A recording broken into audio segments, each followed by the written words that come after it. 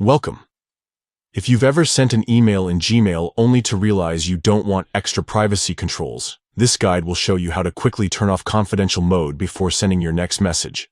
Let's go step by step so you can send your email just the way you want. Start by opening the Gmail app on your phone. Look for the familiar red and white envelope icon and tap it to launch the app. Now, tap the Compose button located in the bottom right corner of your screen. This brings up a blank email where you can start your message. At the top right corner of the Compose window, you'll notice 3 dots stacked vertically. Tap these 3 dots to open additional options for your email. From the menu that appears, select Confidential Mode.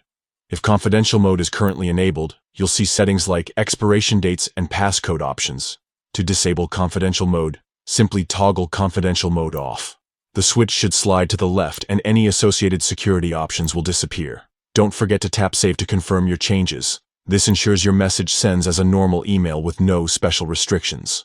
With Confidential Mode now turned off, you're free to fill in your recipient's address, add a subject line, and write out your message as usual. When everything looks right, tap Send in the top right corner.